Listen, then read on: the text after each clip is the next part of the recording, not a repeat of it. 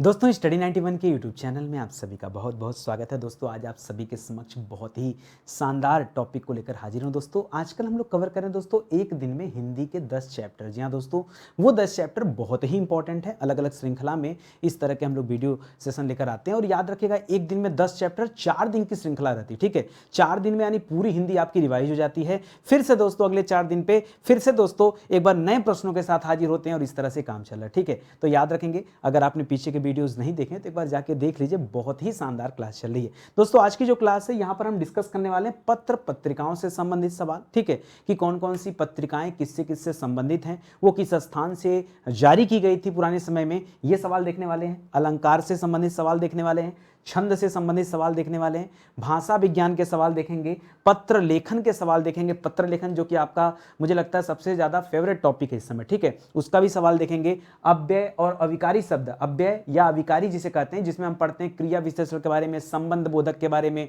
समुच्चय बोधक के बारे में और विस्मयादि बोधक के बारे में, वो भी देखेंगे। दोस्तों लोकोक्तियों से संबंधित सवाल देखेंगे, अर्थबोध के सवाल देखेंगे, निपात के सवाल देखेंगे और साहित्य की जो अनेक विधाएं हैं या साहित्य से संबंधित जो अच्छे सवाल हैं परीक्षा में पूछे जाते हैं उन पर भी डिस्कस करेंगे।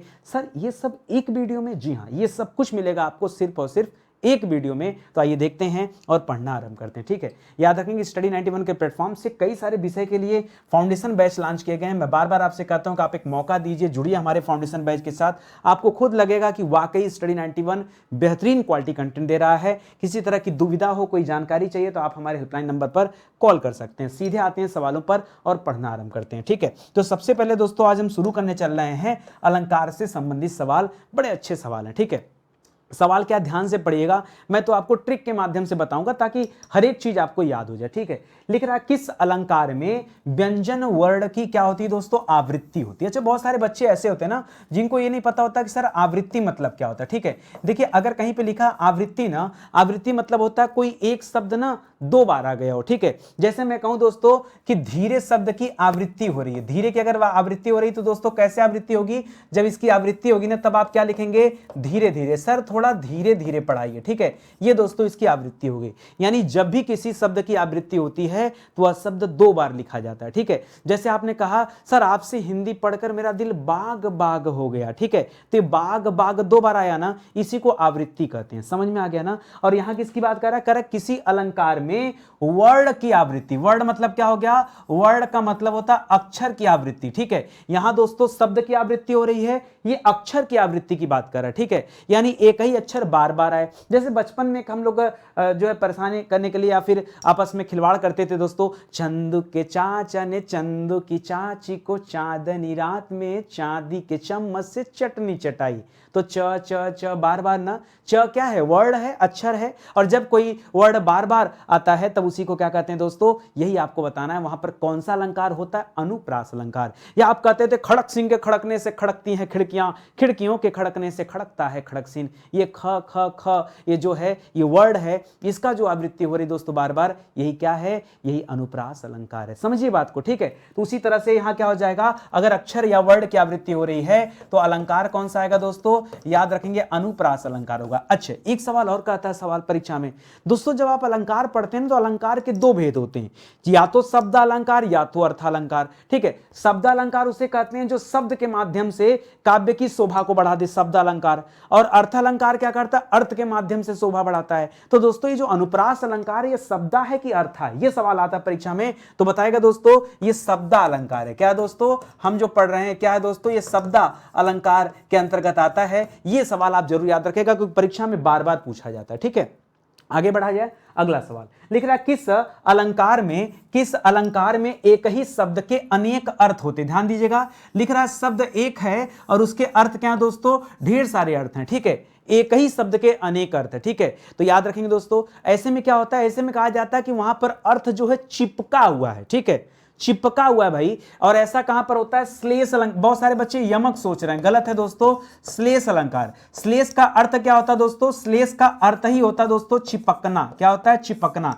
यानी जब कभी एक ही शब्द में ढेर सारे अर्थ चिपके होते हैं, जैसे रहीमन पानी राखी बिन पानी सब सून। ठीक है, तो याद रखे दोस्तों ये जो पानी शब्द है ना, इसका कई सारा अर्थ है। ठीक है, इसी तरह से इसमें क्या हो गया? श्लेष अलंकार। और यह भी किसके अंतर्गत आता है? यह भी दोस्तों शब्द अलंकार के अंतर्गत आता है। यह आप याद रखेंगे। ठीक है, अगला सवाल लिख रहा किस अलंकार में एक ही शब्द क्या हो जाए, देख कह रहा है दोस्तों कि एक ही शब्द जब बार बार आए किंतु दोस्तों अर्थ क्या हो जाए, अलग अलग हो जाए, तब उसे क्या कहते हैं। ठीक है, तो वो ध्यान दीजिएगा दोस्तों, लिख रहा एक ही शब्द बार बार। सर ये बार बार को हम आवृत्ति नहीं लिख सकते हैं क्या? बिल्कुल लिख सकते हैं। ये जो बार बार शब्द दे रहा है, क्या इसे आवृत्ति नहीं लिखा जा सकता है? बिल्कुल लिखा जा सकता है। और जब शब्द बार बार आए और उसका अर्थ दोस्तों क्या हो, अलग अलग हो, हर बार क्या हो, एक नया अर्थ हो। एक ही शब्द बार, जैसे हम लोग एक बचपन से एक ही एग्जाम्पल पढ़ते आ रहे हैं, कनक कनक तय सौगुनी मां दक्ता अधिकाय, जो खाए बौराए सब जो पाए बौराए। ठीक है, यानी एक कनक का मतलब धतूरा, उसको लोग खा के बौरा जाते हैं। एक कनक का मतलब सोना, उसे लोग पाके बौरा जाते हैं। जिसके पास जरूरत से ज्यादा सोना आ जाए तो आदमी तो पागल हो ही जाएगा ना। इसी तरह से काली घटा का घमंड घटा, काली घटा, घटा मतलब वो घटा बादल को कहा जाता है, उसका घमंड घटने की बात कर रही है। ठीक है, तो इस तरह से दोस्तों बहुत सारे एग्जांपल, 3 बेर खाती थी वो 3 बेर खाती है, 3 बेर एक फल होता है दोस्तों, उसकी बात हो रही है। फिर 3 बेर का मतलब 3 बार खाने की बात हो रहा है। ठीक है, इस तरह से ठीक है बहुत सारे सवाल आते रहते हैं। तो यहां पर दोस्तों जब अर्थ अलग अलग हो जाए तो ध्यान दीजिएगा, तब जाके आपका उत्तर क्या होता है, यमक अलंकार। और यमक अलंकार भी किसका भेद है दोस्तों, ये शब्द अलंकार का भेद है, इसको आप ध्यान रखेंगे। ठीक है, अगला सवाल, जहां एक ही बात कही जाए किंतु सुनने वाला क्या लगा दे दोस्तों, उसका दूसरा अर्थ लगा ले। ठीक है, कोई बात कही जा रही किसी आशय से, कोई कई बार ऐसा होता है ना कि आप कोई बात किसी आशय से कहते हैं और सामने वाला उसका दूसरा अर्थ लगा लेता है। ठीक है, तब दोस्तों वहां पर कौन होता है, जब कभी ऐसा होता है तो उस समय अलंकार होता है वक्रोक्ति अलंकार। ठीक है, अच्छा अब सर इसे याद कैसे किया जाए वक्रोक्ति को? पहली बात, वक्रोक्ति भी दोस्तों किसके अंतर्गत आती है, यह भी दोस्तों शब्द अलंकार के ही भेद आते हैं पढ़ने में, इसको याद रखेंगे। जैसे वक्र माने क्या होता है दोस्तों, वक्र माने टेढ़ी, और उक्ति माने बात, यानी कही गई बात। जब किसी कही गई बात को कोई टेढ़ा अर्थ लगा ले तो उसका नाम क्या हो जाएगा, वक्रोक्ति। देखिए हर चीज का अर्थ ना उसके नाम में छिपा है, आपको अलग से नहीं पढ़ना है। ठीक है, तो जैसे अनुप्रास लिखा ना, अनु माने होता है पीछे पीछे बार बार। ठीक है, तो याद रखिएगा अनुप्रास में हमेशा वर्ड की आवृत्ति होती, बार बार होता है। ठीक है, श्लेष का अर्थ होता है चिपका, उसमें अर्थ चिपके होते हैं, कई शब्द के कई सारे अर्थ होते हैं। ठीक है, बार बार शब्द नहीं लिखना होता है, किंतु जब अर्थ अलग हो जाता है उसे यमक कहते हैं। ठीक है, और यहां वक्रोक्ति मतलब जब कहा कुछ और जाए और समझा कुछ और जाए। सब व्यक्ति अपने अपने भाषा में इसको समझ सकते हैं, पढ़ सकते हैं। ठीक है, लिख रहा आदर, घबराहट, आश्चर्य, घृणा प्रदर्शित करने के लिए जब कभी शब्द दोहराया जाता उसे क्या कहते हैं दोस्तों, उसे कहते हैं विप्सा अलंकार। क्या कहते हैं दोस्तों, उसे कहते हैं विप्सा अलंकार। विप्सा अलंकार भी दोस्तों किसका भेद है, याद रखेंगे, ये भी शब्द अलंकार का ही भेद है, इसको याद रखेंगे।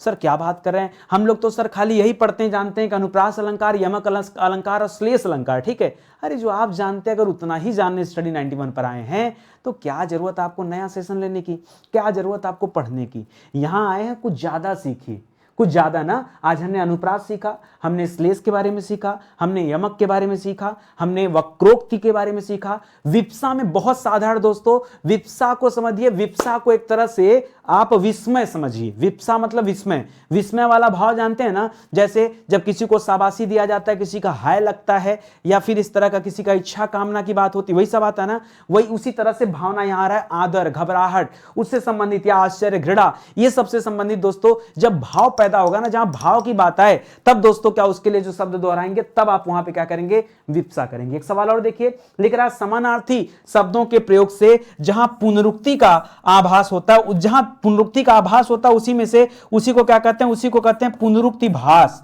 यहां से आ हटाइए और ये पुनरुक्ति में भास शब्द जोड़ दीजिए, ये क्या उत्तर हो जाएगा दोस्तों, पुनरुक्ति भास अलंकार। क्या हो जाएगा, ये भी किसके अंतर्गत आता है सर, ये भी शब्द के अंतर्गत आता है, बिल्कुल ये भी शब्द के अंतर्गत आता है, इसको भी आप याद रखेंगे। ठीक है, ये सब शब्द अलंकार के भेद हैं। शब्द अलंकार में एक और आता है पुनरुक्ति प्रकाश अलंकार, वो भी शब्द में आता है, तो याद रखिएगा। ऐसे साथ में बने रहेंगे तो जब कभी आगे का सेशन हम अटेंड करेंगे ना, तो उसमें दोस्तों मैं आपको और विस्तार से छंद के बारे, उसके अलंकार के अर्थालंकार के बारे में पढ़ाऊंगा। ठीक है, अभी चलिए बढ़ते हैं और छंद के बारे में पढ़ते हैं। ठीक है, अब आज का पेपर मैंने थोड़ा टफ बनाया। मैंने देखा कि कई सारे बच्चे ना ज्यादा आसान देख करके फिर उन्हें लगता है कि सर हिंदी है तो बड़ा हलवा है, हलवा नहीं है। आइए पढ़िए, इसको सॉल्व करके दिखाइए तो हम समझ जाएं। जैसे लिख दिया दोस्तों, शिक्षा के प्रवर्तक हैं, शिक्षा का प्रवर्तक किसे कहा जाता है, निरुक्त का किसे कहा जाता है? व्याकरण का, ज्योतिष का, कल्पसूत्र का, छंद का। देखिए छंद आज हम लोग पढ़ रहे हैं, छंद के प्रवर्तक का नाम यहां लिखा हुआ है, ठीक है। छंद के प्रवर्तक कौन दोस्तों? छंद के प्रवर्तक हैं पिंगल मुनि। कौन दोस्तों?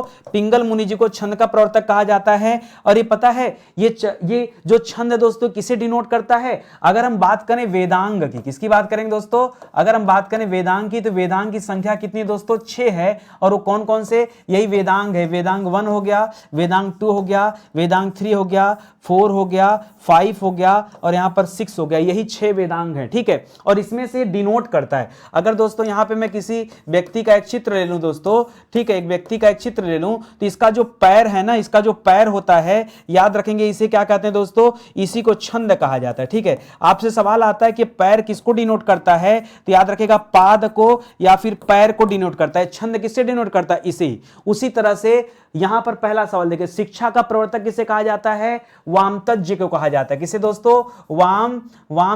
वामतज्य, ठीक है, वामतज्य को दोस्तों कहा जाता है। ये आप याद रखेंगे। अच्छा, एक सवाल जैसे हमने यहां पढ़ा ना कि यहां पर पाद या पैर की बात करते हैं, किसकी बात करते हैं? ऐसे कब पूछता है दोस्तों? ये प्रतीक के बारे में पूछता है कि इसका प्रतीक दोस्तों क्या होता है। तो मानव शरीर में इसका प्रतीक पाद या पैर को रखा जाता है। उसी तरह से वामतज्य के लिए प्रतीक क्या होता है दोस्तों? तो याद रखेगा नाक को रखा जाता है।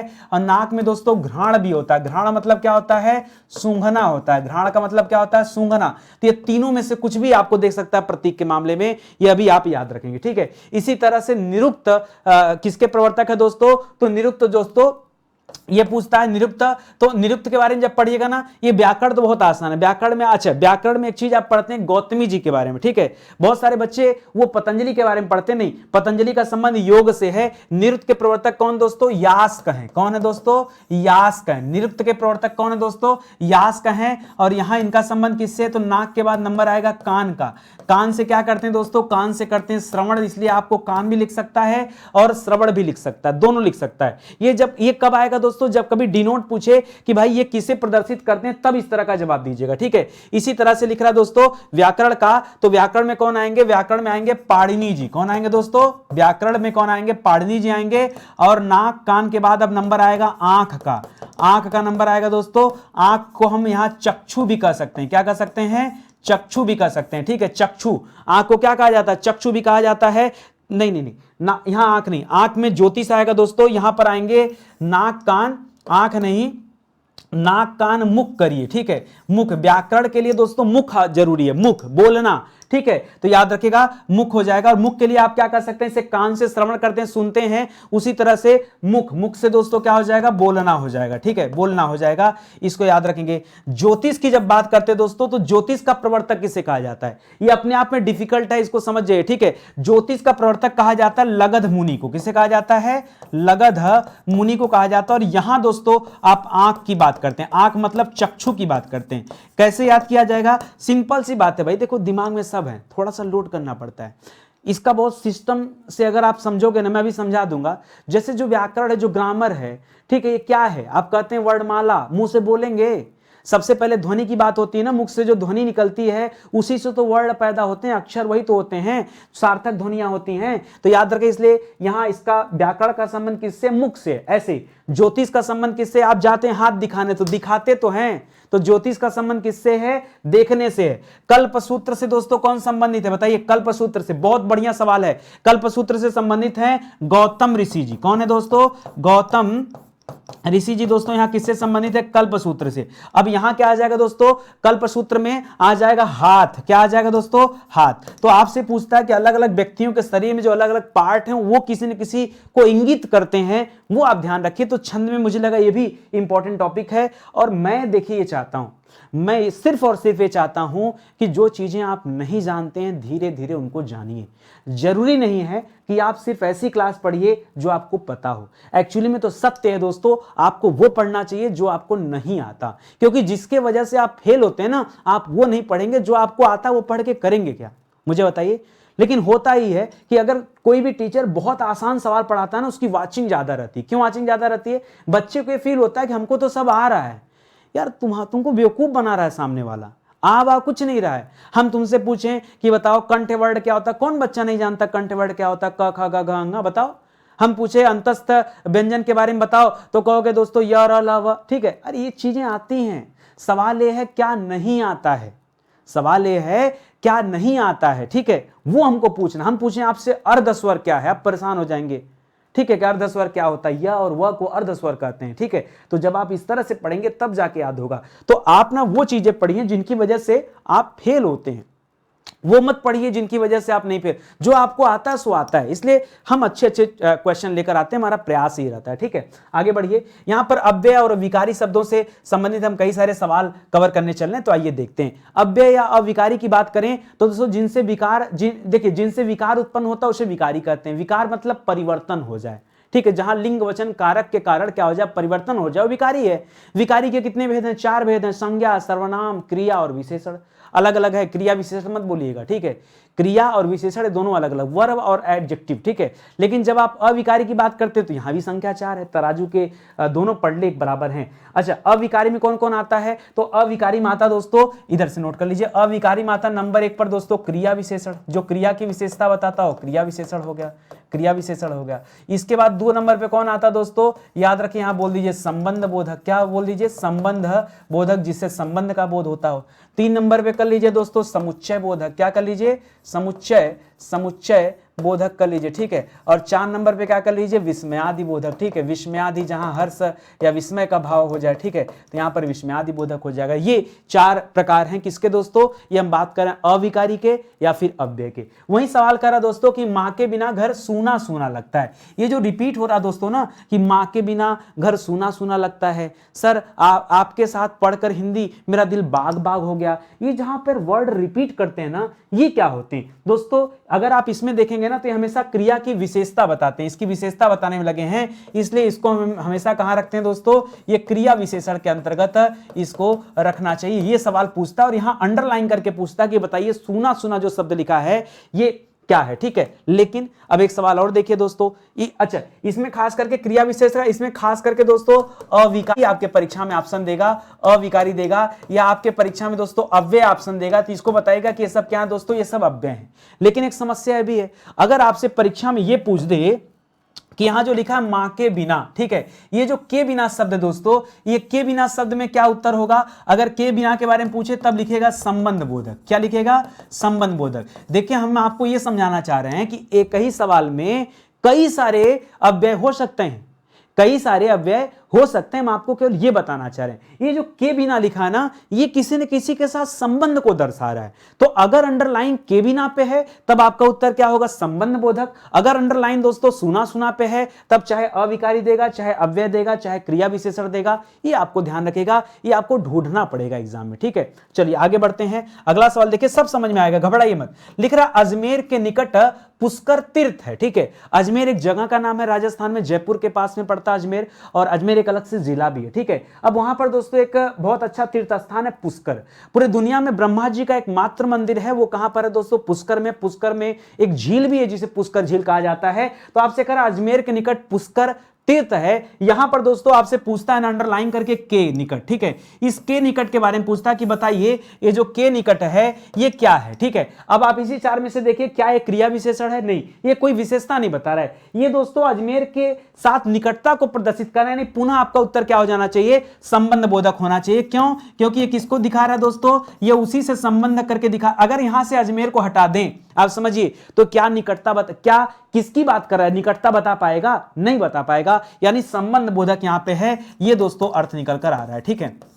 आइए और देखते हैं, तो ऐसे में हाईलाइट यही करेगा, लिख रहा हाथों हाथ माल बिक गया, क्या हो गया दोस्तों, हाथों हाथ, ठीक है, या दिनों दिन जो है उसके दुकान में लूट पड़ गई, रातों रात घर में चोरी हो गई, इस तरह से दोस्तों आएगा। तो दोस्तों ये हाथों हाथ, रातों रात, दिनों दिन, सूना सूना, बाग बाग, साथ साथ, इस तरह के चाहे जितने भी शब्द बने आंख मूंद कर दोस्तों बताएगा कि यहां पर उत्तर क्या होगा, उत्तर होगा दोस्तों क्रिया विशेषण, उत्तर क्या होगा, क्रिया विशेषण उत्तर होगा, ये आप ध्यान रखेंगे, ठीक है। अगला सवाल लिख रहा है सर्वनाश हो गया, क्या लिख रहा है दोस्तों, सर्वनाश, और आप देख रहे हैं सर्वनाश के बाद क्या लिख रहा है दोस्तों, एक विस्मयादि बोधक का चिन्ह है, यही चिन्ह ही आपको बता दे रहा है कि यहां पर आपका जवाब क्या होने वाला है, याद रखेगा विस्मयादि बोधक, ये आपका सही उत्तर हो जाएगा, ठीक है।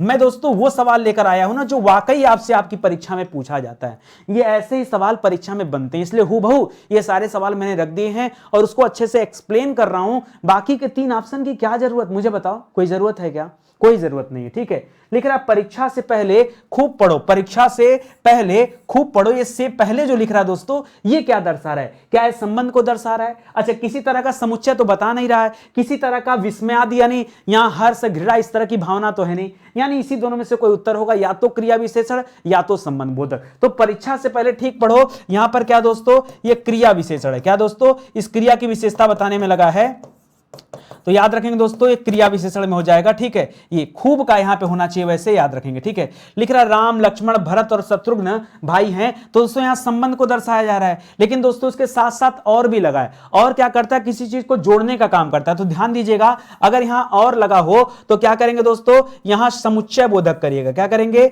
ये कहीं भी देखेंगे अगर और नजर आ गया ना, तो वहां पे क्या उत्तर होगा? वहां उत्तर होगा दोस्तों समुच्चय बोधक, क्योंकि ये समुच्चय बोधक एक समूह का निर्माण कर रहा है, ठीक है। तो चाहे समुच्चय बोधक कहते हैं चाहे समूह बोधक कहते हैं, ये आपका सही जवाब हो जाएगा। अभी सिर्फ 3 चैप्टर मैंने पढ़ाया, 7 चैप्टर भी मैं और आपको पढ़ाने वाला हूं, बस आराम से पढ़ते चलिए। अगला जो सवाल है दोस्तों, निपात से संबंधित है। निपात माने क्या दोस्तों? निपात का मतलब होता है दोस्तों बलदायक, ठीक है। बलदायक, हर चीज के लिए दोस्तों आपके ऊपर एक बल दिया जाएगा, ठीक है, बल दिया जाएगा। सुनिए, कई तरह के निपात होते हैं, निपात के भेद शायद आपने ना पढ़ा हो, लेकिन कई तरह के निपात होते हैं, जरा उनके बारे में देखिए। हर जगह से निपात आपको निकालना है, इन सभी प्रश्नों में अलग अलग तरह के निपात का प्रयोग किया गया। जैसे सवाल दे रहा है कि तुम प्रतिदिन मंदिर जाते हो, तो यहां दोस्तों प्रतिदिन जो शब्द है दोस्तों, इसमें निपात छिपा हुआ है, ठीक है। आइए देखते हैं, क्या कोई बच्चा बता सकता है कि प्रतिदिन में दोस्तों कौन सा निपात है? प्रतिदिन। अब आप अगर वाक्य का भाव देखेंगे आप कुछ नहीं बता पाएंगे। निपात निकालने का तरीका बता रहा हूं, निपात को पता करने का तरीका बता रहा हूं। निपात का मतलब ऐसे समझिए ना, आपसे कोई प्रश्न कर रहा है, आपसे कोई प्रश्न कर रहा है, उत्तर देखिए कैसे निकलेगा, झटपट। ये मैं कलम रख रहा हूं नीचे, आप फटाफट सब उत्तर देने वाले हैं, आप देने वाले हैं, मैं प्रॉमिस कर रहा हूं। आप अभी अपने मन से आप अपना उत्तर बताओगे, सब उत्तर आपको पता है, मैंने कलम रख दिया। सुनिए, मैंने आपको क्या सिखाया? निपात माने क्या होता है? बल दिया जाएगा, प्रेशर किया जाएगा। पॉइंट 1। पॉइंट 2 याद रखिए ट्रिक में कि दोस्तों निपात के जब भी सवाल आएंगे ना, हम ये महसूस करेंगे कि सवाल मेरे पिताजी पूछ रहे हैं। मैं महसूस कर रहा हूं मेरे पिताजी मेरे से सवाल कर रहे हैं, आप महसूस करिए नितिन सर नहीं पूछ रहे हैं, आपके पिताजी आपसे सवाल कर रहे हैं। क्या कर रहे हैं? तुम प्रतिदिन मंदिर जाते हो, अब बताओ तुम क्या कहोगे? छोड़ दो निपात उपात, तुम कहोगे कुछ बच्चे होंगे कहेंगे हाँ, कुछ बच्चे होंगे कहेंगे नहीं, यही कहेंगे ना। तो दोस्तों जैसे आपने हाँ नहीं किया, इसका मतलब क्या है? आपने अपनी स्वीकृति दिया, हाँ जाते हैं, नहीं जाते हैं, है कि नहीं? क्या दिया? स्वीकृति। तो किस प्रकार का निपात हो जाएगा दोस्तों? ये स्वीकृति बोधक हो जाएगा। क्या हो जाएगा दोस्तों? स्वीकृति बोधक हो जाएगा। क्या कठिन है इसमें मुझे बताओ। चलो, पिताजी ने दूसरा सवाल पूछा, क्या तुमने मेरी पुस्तक ली है?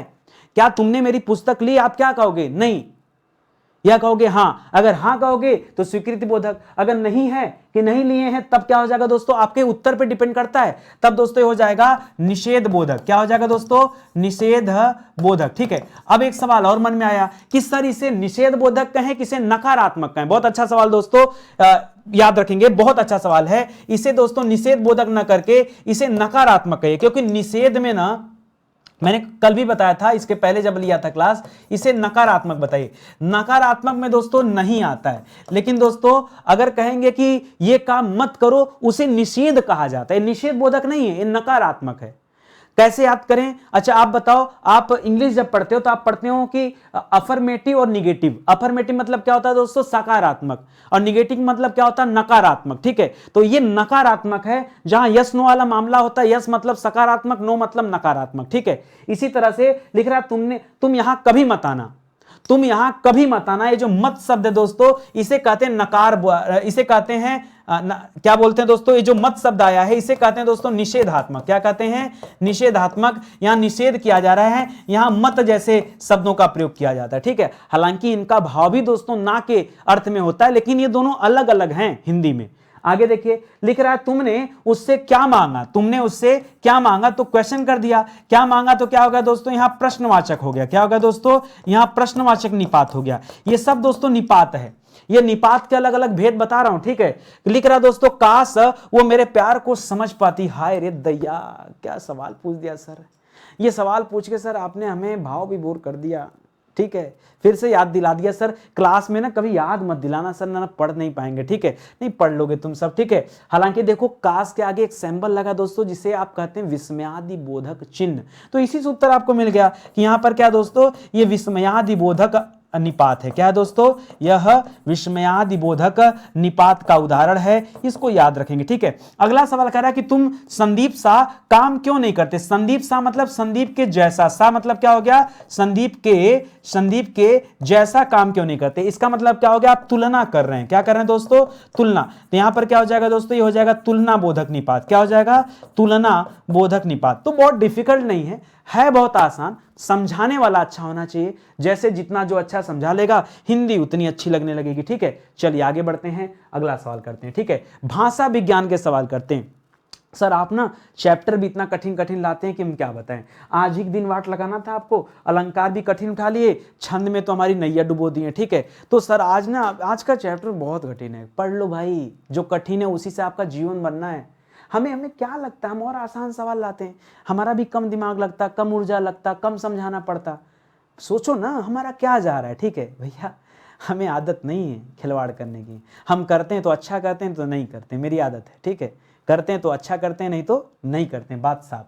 आगे बढ़ते हैं दोस्तों, भाषा विज्ञान का क्या सवाल है। लिख रहा हिंदी भाषा का प्रथम महाकाव्य किसे कहा जाता है। ये धीरे धीरे अपने पास कलेक्शन करिए, इस तरह के बहुत सारे सवाल आएंगे। और इतना कंफ्यूजन वाला सवाल आज महाकाव्य पूछ रहा है, कल पूछेगा कि पहली आत्मकथा कौन सी थी, परसों पूछेगा पहला उपन्यास कौन सा था, फिर पूछेगा पहला कहानी कौन सा था। ऐसा करेगा क्या? हाँ, तो सोचो तो इसको याद कैसे करना पड़ेगा। आज जब पहले दिन से मुलाकात हो रहा है, पहले दिन इसका ट्रिक बनाना पड़ेगा कि सबसे बड़ा महाकाव्य है। ठीक है, तो दोस्तों भारत का जो अपनी हिंदी का जो पहला महाकाव्य माना जाता है और सबसे पुराना महाकाव्य, सिंपल सी बात, आज तो लिखा नहीं गया होगा, बहुत पहले लिखा गया होगा। ठीक है, तो याद रखेंगे दोस्तों, ये आदिकाल का महाकाव्य। कब का दोस्तों? ये आदिकाल का महाकाव्य। और आदिकाल में जो महाकाव्य लिखा गया था उसका नाम था पृथ्वीराज रासो। क्या नाम था दोस्तों? पृथ्वीराज रासो। किसने लिखा था पृथ्वीराज रासो? याद है आपको? इसको लिखा था सर चंद्रवरदाई ने। किसने लिखा था? चंद्रवरदाई ने। क्या कहा था इसमें दोस्तों? इसी में दोस्तों मोहम्मद गौरी और पृथ्वीराज चौहान तृतीय के बीच की लड़ाई के बारे में बताया गया। जो तराइन प्रथम का युद्ध जो 1191 में हुआ था, तराइन द्वितीय का युद्ध जो 1192 में हुआ था, ये वही है सर, वही किताब। इसी किताब में लिखा था 4 बांस 64 गज अंगुल अष्ट प्रमाण, ताऊ पर सुल्तान है मत चूको चौहान। है कि नहीं? पढ़े होंगे आप लोग, तो इसको याद रखेंगे। ये पहला महाकाव्य कहा जाता है, ध्यान रखिएगा महाकाव्य। आपके दिमाग में आएगा सर हमने कहीं पढ़ा है ना, रामायण को महाकाव्य कहते हैं, महाभारत को महाकाव्य कहते हैं। हाँ कहते हैं, उसे भी महाकाव्य कहते हैं, लेकिन उसकी रचना संस्कृत भाषा में हुई है। यहां क्या लिख रहा है? हिंदी। तो पहले आप ध्यान दीजिए कि आपको जो आता है वो उसका संबंध किससे है।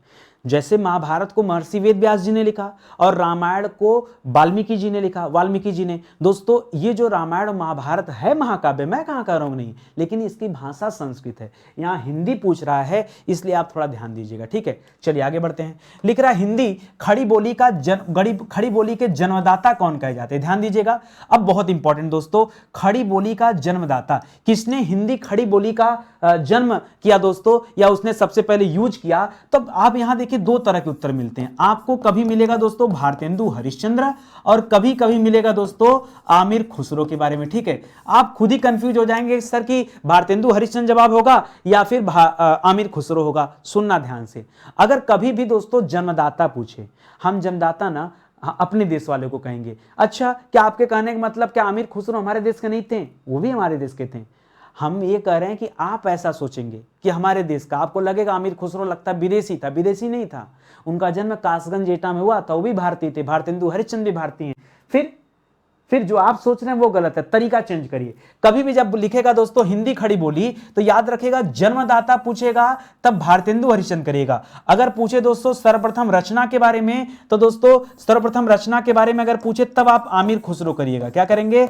आमिर खुसरो की रचनाएं मिलती हैं, लेकिन दोस्तों उसको खड़ी बोली को एकदम मतलब बेहतरीन रूप से इस्तेमाल करने के लिए जो जाना जाता है। देखिए जो पुराना, जो आमिर खुसरो के समय में जो खड़ी बोली थी, वो अभी खड़ी बोली की शुरुआत हुई थी दोस्तों। बाद में इसको परिष्कृत किया किसने? वो भारतेंदु हरिश्चंद्र ने किया। लेकिन फिर भी दोस्तों मैं यहां लिख करके लिख देता हूं आमिर खुसरो, क्योंकि मैंने कई सारी किताबों में पढ़ा है और टीजीटी पीजीटी के खास करके एग्जाम में दोस्तों जब इस तरह के सवाल बनते हैं ना, भारतेंदु हरिश्चंद्र को ऑप्शन में नहीं देता, ऑप्शन में खाली आमिर खुसरो देता है, इसलिए मैंने यहां दोनों लिख दिया। ठीक है, आप प्रायोरिटी किसको देंगे? करेंगे, भारतेंदु हरिश्चंद्र को प्रायोरिटी दीजिएगा, दोनों ऑप्शन आपको एक साथ नहीं मिलने वाले, ये भी आप ध्यान में रखेंगे।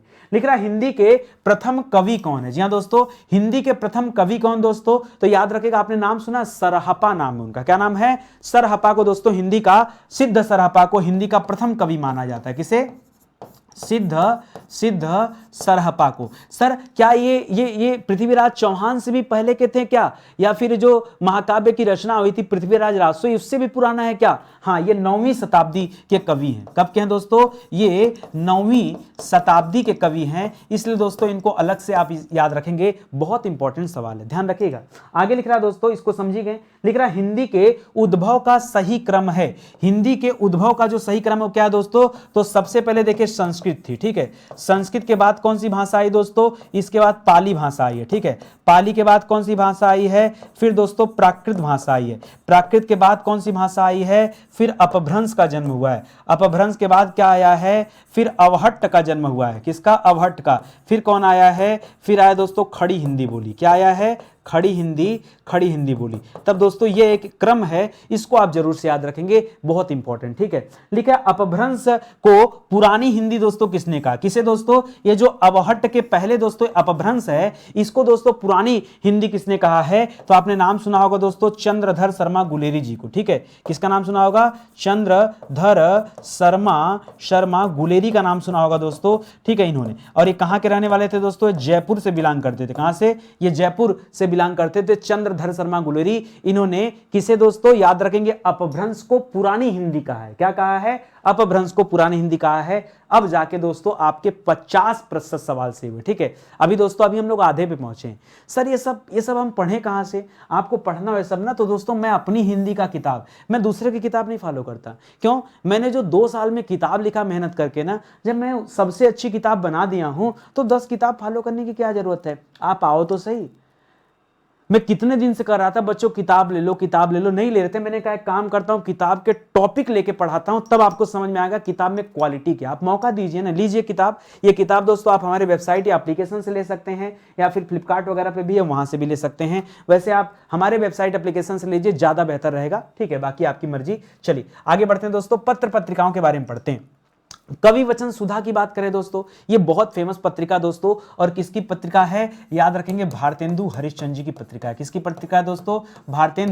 भारतेंदु हरिश्चंद्र जी की पत्रिका है। एक सवाल दोस्तों यहाँ पे मैं और बताना चाहूंगा एक्स्ट्रा में, ठीक है। पूछता सवाल कि भारतेंदु हरिश्चंद्र जी ने इस पत्रिका की शुरुआत कहां से किया था? सन वन ज्यादा नहीं पूछता, सन तो देखो याद भी नहीं होने वाला जल्दी, ठीक है।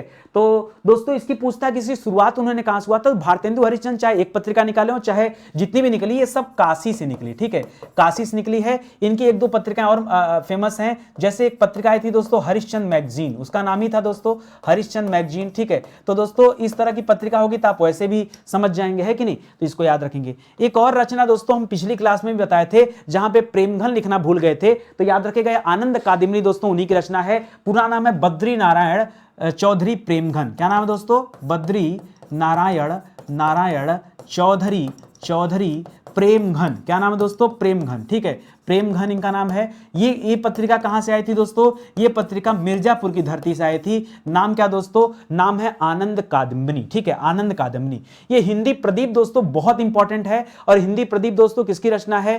पिछली बार भी मैंने बताया था। तो आप बाल कृष्ण भट्ट और बाल मुकुंद गुप्त में अभी भी बहुत ज्यादा कंफ्यूज होते हैं दोस्तों। यहां भट्ट जी को याद रखेगा, गुप्त जी को नहीं, ठीक है। याद रखेंगे बालकृष्ण भट्ट जी को याद रखेगा। और ये पत्रिका कहां से निकली थी दोस्तों? तो याद रखेगा प्रयागराज। कहां से दोस्तों? प्रयागराज। तब दोस्तों प्रयागराज को क्या कहते थे? इलाहाबाद कहा जाता था। ये प्रयागराज इलाहाबाद से दोस्तों ये पत्रिका आती थी, ठीक है। ब्राह्मण पत्रिका दोस्तों बात किया जाए, ब्राह्मण कौन थे दोस्तों? तो प्रताप नारायण मिश्र जी, ठीक है, प्रताप नारायण मिश्र, सही है ना, ठीक है, प्रताप नारायण मिश्र जी। और ये जो पत्रिका दोस्तों ब्राह्मण वाली प्रताप नारायण मिश्र की, ये कानपुर से आती थी, ठीक है। कहां से आती थी? कहां से लॉन्च होती थी दोस्तों? निकलती थी, कानपुर से निकलती थी। सरस्वती बहुत फेमस पत्रिका दोस्तों, मुझे जल्दी से बताओ सरस्वती कोई बच्चा, ठीक है, दिमाग में रखिए, खाली याद हो जाएगा। सरस्वती किसकी रचना है? महावीर प्रसाद द्विवेदी जी की रचना। किसकी रचना दोस्तों? महावीर महावीर प्रसाद प्रसाद द्विवेदी जी की रचना है दोस्तों। और ये कहां से निकलती थी दोस्तों? उस समय यह रचना भी इलाहाबाद से निकलती थी, प्रयागराज से। ठीक है, इलाहाबाद प्रयागराज, वैसे इलाहाबाद कहीं ज्यादा सही है क्योंकि अब उसका नाम बदला है। पहले उसका नाम क्या था दोस्तों? इलाहाबादी था, तो इलाहाबाद बोलिए जल्दी सही रहेगा। ठीक है, समालोचक की बात कर दोस्तों, समालोचक ये चंद्रधर शर्मा गुलेरी जी की रचना है। ठीक है, चंद्रधर शर्मा गुलेरी। ठीक है, गुलेरी की कृति दोस्तों याद रखेंगे। और ये जयपुर से आती थी, मैं पहले भी आपको बता चुका हूं। इसी तरह से प्रताप की बात कर दें तो प्रताप दोस्तों बहुत फेमस क्रांतिकारी नेता भी थे। इनका नाम था गणेश शंकर विद्यार्थी। क्या नाम था दोस्तों? और आज भी दोस्तों कानपुर का जो हवाई अड्डा उन्हीं के नाम पर है। ठीक है, तो गणेश शंकर विद्यार्थी याद रखेंगे। और यहां पर दोस्तों एक कानपुर से निकलती थी क्योंकि कानपुर से बिलोंग करते थे, यह भी आप याद रखेंगे। इस तरह से आपने ये चैप्टर भी कंप्लीट किया। ठीक है, तो जब आप हमारे साथ होंगे ना तो ऐसे ही ढेर सारे हम लोग टॉपिक लेके चलते हैं ताकि आपको सारी चीजें कवर हो जाएं और कंफर्म हो जाएं। ठीक है, आगे बढ़ते हैं। अगला चैप्टर दोस्तों पत्र लेखन से संबंधित। पत्र लेखन के सवाल भी बार बार आते हैं और क्यों ना इसको हम लोग और अच्छे से पढ़ लें। तो पत्र लेखन में एक सवाल आता, सुनिएगा एक सवाल कर, नियम आदेश नियुक्ति संबंधित जो गजट होता है, जैसे कभी भी बात गजट की हो जाए ना तो याद रखिएगा गजट में जो भी चीजें आती हैं वो दोस्तों, गजट मतलब होता है दोस्तों राजपत्र में प्रकाशित। गजट का मतलब क्या होता है? राजपत्र में प्रकाशित सूचना। और जब इसमें आता है तो उसे हम क्या कहते हैं दोस्तों? उसे हम अधिसूचना कहते हैं। क्या कहते हैं? अधिसूचना कहते हैं। ठीक है, इसको याद रखेंगे, क्या कहते हैं? अधिसूचना। ठीक है, याद रखेंगे। लिख रहा उत्तम पुरुष में लिखा गया व्यक्तिगत नाम से, एक तो उत्तम पुरुष में लिखा गया है। और आप देखेंगे सरकारी पत्र वगैरह ना, याद रखेगा हमेशा कि सरकारी पत्र अगर कभी लिखा जाता है तो ये किस शैली में लिखा जाता है दोस्तों? ये अन्य पुरुष की शैली में लिखा जाता है। किसमें? अन्य पुरुष की शैली में लिखा जाता है। लेकिन जब उत्तम पुरुष में लिखा गया कोई व्यक्तिगत नाम से संबोधित सरकारी, एक तो सरकारी पत्र है, ऊपर से उत्तम पुरुष में और व्यक्तिगत नाम से लिखा है, इसका मतलब वो सरकारी में अर्ध सरकारी पत्र होगा। क्या होगा दोस्तों? वह सरकारी में किसमें होगा दोस्तों? अर्ध सरकारी पत्र के अंतर्गत आएगा, ये आप याद रखेंगे। ठीक है, लिख रहा है एकाधिक अधिकारियों या विभागों को प्रेषित सरकारी पत्र क्या कहलाता है? अगर मान लीजिए एक से अधिक अधिकारी या डिपार्टमेंट में दोस्तों आपने किसी चीज को क्या कर दिया? प्रेषित कर दिया, भेज दिया, तब इसी को परिपत्र कहते हैं। क्या कहते हैं? इंग्लिश में इसी परिपत्र को क्या कहते हैं दोस्तों? इसे हम सर्कुलर कहते हैं। क्या कहते हैं? सर्कुलर कहते हैं। ठीक है, लिख रहा कार्यालय आदेश में सबसे ऊपर दोस्तों क्या लिखा होता है? कार्यालय आदेश अगर किसी तरह का तो उसमें दोस्तों सबसे टॉप पर क्या होता है? तो टॉप पर दोस्तों कार्यालय का नाम होता है। ठीक है, क्या होता है? ये सब बेवकूफ बनाने वाला सवाल है। ठीक है, अरे भाई एक तो पूछ रहा है कि कार्यालय आदेश है, अब कार्यालय आदेश में कार्यालय का नाम ही तो लिखोगे, है कि नहीं? इसके अलावा क्या आएगा? लिख रहा कार्यालयी पत्रों की भाषा दोस्तों कैसी होती है? जब आप कार्यालय आदेश या फिर इस तरह के पत्र कुछ तैयार करते हैं तो उनकी भाषा हमेशा आपकी क्या होती है? औपचारिक भाषा होती है। क्या होती है दोस्तों? औपचारिक भाषा। देखिए एक होता औपचारिक, एक होता अनौपचारिक। अनौपचारिक में मौखिक वगैरह होता है, जो हम गपशप करते हैं अनौपचारिक है। औपचारिक में लिखित होता है। लिख रहा पत्र जिस व्यक्ति को लिखा जाता है उसे क्या कहते हैं दोस्तों? जिस व्यक्ति को पत्र लिखा जाता है उसे प्रेषिती कहते हैं, और जो व्यक्ति लिखता है उसे प्रेषित कहते हैं या प्रेषक। ठीक है, लिखने वाले को क्या कहते हैं? प्रेषक। ठीक है, तो याद रखेंगे। और जिस व्यक्ति को लिखा जाता है उसे क्या कहते हैं? प्रेषिती कहते हैं। कॉमन सवाल हैं और इस सभी के सभी सवाल परीक्षा में पूछे गए हैं। मैं फिर से बता रहा हूं दोस्तों, आप जुड़िए स्टडी 91 के साथ और देखिए। ठीक है, आगे देखिए दोस्तों, लोकोक्ति से जुड़े बड़े तगड़े सवाल हैं दोस्तों, ध्यान दीजिएगा। जैसे लिखा ढाक के 3 पात। ढाक के 3 पात का अर्थ क्या होता है दोस्तों? सदा एक समान रहना।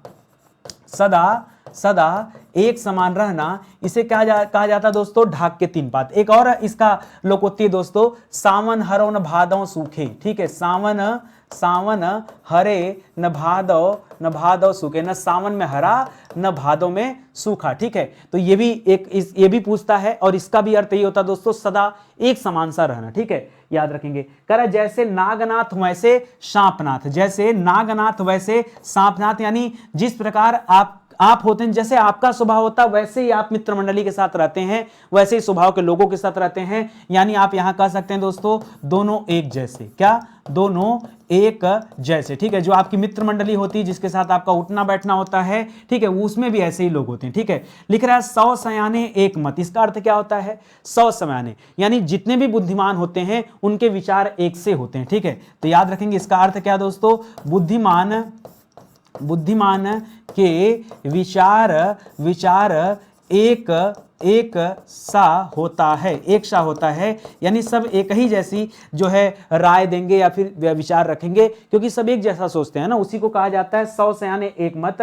ठीक है, यह मूंग और मसूर की दाल, यह मूंग और मसूर की दाल दोस्तों बहुत बढ़िया लोकोक्ति है। और इसका मतलब क्या होता है पता है? इसका मतलब होता है दोस्तों कि जैसे ओछा व्यक्ति, मतलब बहुत निर्धन टाइप का व्यक्ति बहुत बड़ी बड़ी बातें करने लगे, उसके लिए होता दोस्तों यह मूंग और मसूर की दाल। यानी आप उसे कह सकते हैं, कैसे कह सकते हैं? निर्धन यानी, ठीक है, निर्धन तो अपनी जगह है, आप बोल सकते हैं हैसियत से अधिक दिखावा, हैसियत से अधिक दिखावा। दिखावा क्यों कर रहा हूं दोस्तों? दिखावा इसलिए कि आडंबर को, ठीक है, यानी जब हैसियत नहीं है तो उतना फेंकने की क्या जरूरत? तो वही है यह मूंग और मसूर की दाल। जाके पांव न फटे विवाही, सो क्या जाने पीर पराई, यानी जिसके ऊपर गुजरता है, ठीक है, वही समझता है पीड़ा को। ठीक है, वही लिख रहा है, जाके पांव न फटे विवाही, सो क्या जाने पीर पवाई, यानी जिसके ऊपर बीतता है उसी को पता रहता है। ठीक है, जिसके ऊपर बीतता है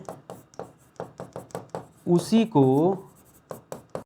को पता चलता है। ठीक है, ये इसका अर्थ होता है दोस्तों। जैसे आप किसी मुसीबत से गुजर रहे हैं तो दूसरा कैसे समझेगा उसको? हाथ कंगन को आरसी क्या, पढ़े लिखे को फारसी का। इसका मतलब क्या दोस्तों? प्रत्यक्ष को प्रमाण की आवश्यकता नहीं होती। ठीक है, प्रत्यक्ष को प्रमाण की आवश्यकता नहीं। ठीक है, तो याद रखिएगा, प्रत्यक्षम किम प्रमाणम। ठीक है, कि प्रत्यक्ष को प्रमाण की आवश्यकता क्या है? कि हाथ कंगन को आरसी क्या, पढ़े लिखे को फारसी क्या। ठीक है, ये दोस्तों लोकोक्तियां हैं, इनका इस तरह से अर्थ भी आता रहता है, परीक्षा में पूछा जाता है। अगला सवाल है दोस्तों जो वो हमारे अर्थ बोध से संबंधित सवाल है। ये अर्थ बोध जिस दिन मैंने अब क्या था ना कि जब शुरुआत मैंने टॉपिक लिखा तो 30 चैप्टर तो बड़े आराम से मिल गए। अब जिस दिन लास्ट में हम जो 31 से लेकर 40 तक चैप्टर बनाए, चैप्टर नहीं मिल रहा था। हमने कहा क्या बनाऊं? एक चैप्टर मिला अर्थबोध, सोचा है तो बड़ा छोटा टॉपिक है, एक ही दिन में तो समाप्त हो जाएगा। लेकिन आज जब मैंने अर्थबोध पर दोबारा शोध किया ना, मुझे लगा कि ऐसे हिंदी में कौन कौन से शब्द हैं जिनको लेकर के हम जानते हैं अर्थ, लेकिन हम बोल नहीं पाते हैं कि इसका अर्थ क्या होगा।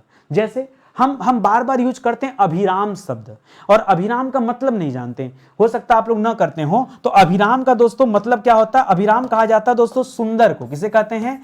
अभिराम किसे कहा जाता है दोस्तों? अभिराम सुंदर को कहा जाता है। जैसे अनवरत, हमें अपनी पढ़ाई अनवरत करनी चाहिए। अनवरत मतलब बिना रुके। अनवरत का मतलब क्या होता है दोस्तों? अनवरत मतलब होता है बिना रुके। चाहे आप इसे बिना रुके कहिए, चाहे आप इसे क्या कहिए, लगातार कहिए, अनवरत करनी चाहिए, मतलब लगातार करनी चाहिए। अनुरक्ति मतलब क्या होता है दोस्तों? अनुरक्ति दोस्तों प्रेम को कहा जाता है, या अनुरक्ति दोस्तों अनुराग को कहा जाता है। ठीक है, इसी तरह से अधर मतलब क्या होता है? अधर दोस्तों होंठ को कहा जाता है, होंठ को। ठीक है, इसी तरह से आभार किसे कहते हैं? कई बार होता है ना कि आप जो है किसी को बर्थडे विश करते हैं और सामने वाला कहता है भैया आपका बहुत बहुत आभार। आभार मतलब क्या होता है? वो आपके प्रति कृतज्ञता अपनी जो है प्रकट करता है। क्या प्रकट करता है दोस्तों? कृतज्ञता का भाव। ठीक है, कृतज्ञता का भाव प्रकट करना, ये होता है दोस्तों।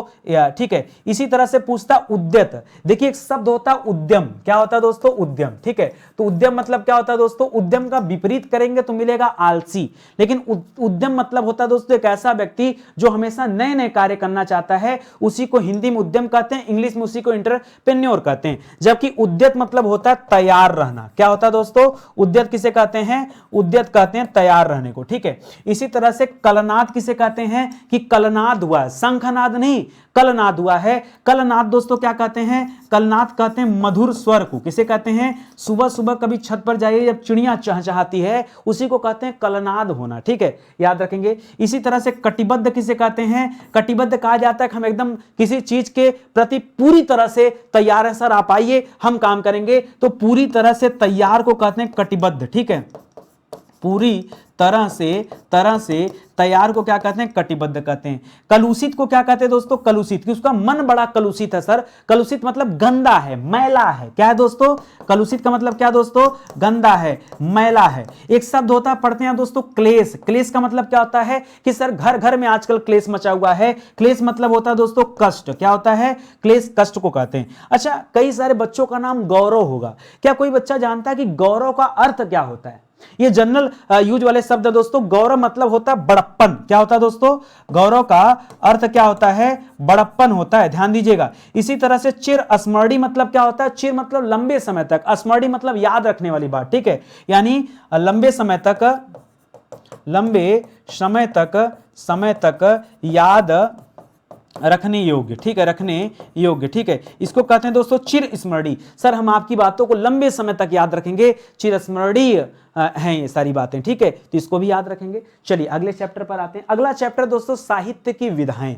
वैसे यहाँ विधाओं से ज्यादा सवाल नहीं है, यहाँ सवाल दोस्तों साहित्य का है, ठीक है। खास करके जो मैंने सवाल तैयार किया ना, ये साहित्य से संबंधित सवाल हैं, ये जरा देखते हैं। लिख रहा है रामायण महाभारत किस भाषा में लिखे गए हैं? थोड़ी देर पहले ही हम चर्चा कर रहे थे, तो याद रखिएगा रामायण और महाभारत ये संस्कृत भाषा में लिखे गए हैं। और ये क्या है दोस्तों? ये महाकाव्य कहे जाते हैं। क्या है दोस्तों? इनको क्या कहा जाता है? ये संस्कृत में लिखे गए क्या है दोस्तों? महाकाव्य हैं, याद रखेंगे। लिख रहा वैदिक संस्कृत और लौकिक संस्कृत काल में जन भाषा क्या थी? जिस समय ये वैदिक संस्कृत और लौकिक संस्कृत चल रही थी, उस समय पीरियड क्या चल रहा था दोस्तों? वैदिक काल चल रहा था, ठीक है। और वैदिक काल में जन मतलब जनता की भाषा, जन भाषा मतलब जनता की भाषा, तो जनता की आम भाषा थी पाली भाषा। क्या थी दोस्तों? जनता पाली भाषा में अपनी सारी चीजें करती थी। और पाली भाषा में दोस्तों उपदेश किसने दिया था? अगर सवाल पूछे तो क्या बताओगे? तो पाली भाषा में उपदेश दिया था गौतम बुद्ध जी ने। किसने दिया था? गौतम बुद्ध जी ने दोस्तों सर्वप्रथम किसमें उपदेश दिया था? पाली भाषा में उपदेश दिया था। सवाल देखिए क्या लिख रहा है, कह रहा हिंदी का प्रथम समाचार पत्र कौन सा है? बहुत अच्छा सवाल दोस्तों। हिंदी का समाचार पत्र, याद रखेगा हिंदी का प्रथम समाचार पत्र है दोस्तों उदंत मार्तंड। क्या नाम दोस्तों? उदंत मार्तंड, ठीक है, उदंत मार्तंड। किसने लिखा दोस्तों? निकाला था, तो याद रखेगा जुगल किशोर जी ने निकाला था। किसने दोस्तों? जुगल किशोर जी की तरफ से यह उदंत मार्तंड निकाला गया था, यह भी याद रखेंगे। लिख रहा हिंदी की प्रथम रचना कौन सी? हिंदी की प्रथम रचना, पीछे दोस्तों हमने पढ़ा था प्रथम कवि। हिंदी का प्रथम कवि किसे कहा जाता है दोस्तों? हिंदी का छोड़िए, प्रथम कवि का दर्जा दोस्तों सरहपा को दिया जाता है। सरहपा को दिया गया था, जो 9वीं शताब्दी के थे, ठीक है, 9वीं शताब्दी से बिलोंग करते हैं। अभी जो सवाल लिख रहा दोस्तों ये थोड़ा सा अलग सवाल है, जरा ध्यान दीजिएगा। सवाल क्या है? सवाल लिखा दोस्तों हिंदी की प्रथम रचना कौन सी है? तो याद रखेगा श्रावका। श्रावका का नाम सुने आप? ऐसे याद रखे, पहले श्राव याद रखेगा, फिर उसमें लिखेगा श्रावका धन आचार, तो हो जाएगा श्रावकाचार ग्रंथ। क्या हो जाएगा? श्रावकाचार ग्रंथ। किसने लिखा दोस्तों श्रावकाचार ग्रंथ? तो याद रखेगा देवसेन ने लिखा है। किसने लिखा है? देवसेन। ये हिंदी की पहली रचना कही जाती है, ठीक है। लिख रहा हिंदी का प्रथम उपन्यास दोस्तों किसे माना जाता है? हिंदी का पहला उपन्यास, नॉवेल की बात कर रहा है, तो उपन्यास में याद रखेगा दोस्तों परीक्षा गुरु को कहा जाता है। किसे? परीक्षा गुरु को हिंदी का पहला उपन्यास माना जाता है। और ये परीक्षा गुरु दोस्तों किसने तैयार किया था? तो इनका नाम था श्रीनिवास दास। क्या नाम था दोस्तों? श्रीनिवास दास जी ने यह हिंदी का पहला उपन्यास निकाला था। लिख रहा हिंदी साहित्य की प्रथम कहानी कौन सी है? पहली कहानी, हिंदी की पहली कहानी दोस्तों कौन सी है? तो पहली कहानी का नाम दोस्तों इंदुमती है। आप मुझे कमेंट करके बताइएगा यह इंदुमती किसने लिखा था। कम से कम एक सवाल दोस्तों आप सभी के लिए रहेगा कि इंदुमती दोस्तों किसकी रचना है, ताकि मुझे यह पता चल पाए कि कौन ऐसा बच्चा है जो पूरे अंतिम वीडियो के अंतिम सवाल तक दोस्तों बना हुआ है, ये मुझे देखना है, ठीक है। तो आज के लिए दोस्तों बस इतना ही। उम्मीद करता हूं आपको अच्छा लगा होगा और ये भी समझ में आ रहा होगा कि नहीं, नितिन सर खाना पूर्ति नहीं कर रहे हैं, नितिन सर ऐसे सवालों को डिस्कस कर रहे हैं जो वाकई हमारे परीक्षा में आने योग्य हैं। भाई हम पढ़ाई कर रहे हैं तो हमें लोगों से ज्यादा अपडेट होकर रहना है।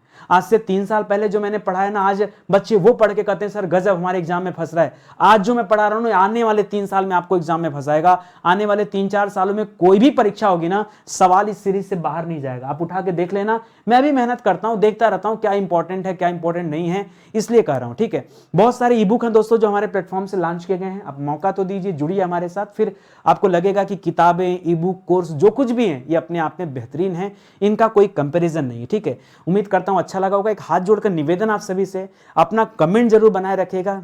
विनम्र निवेदन है, कमेंट करेंगे तो बहुत अच्छा लगेगा और मेहनत मैं करूंगा, ठीक है।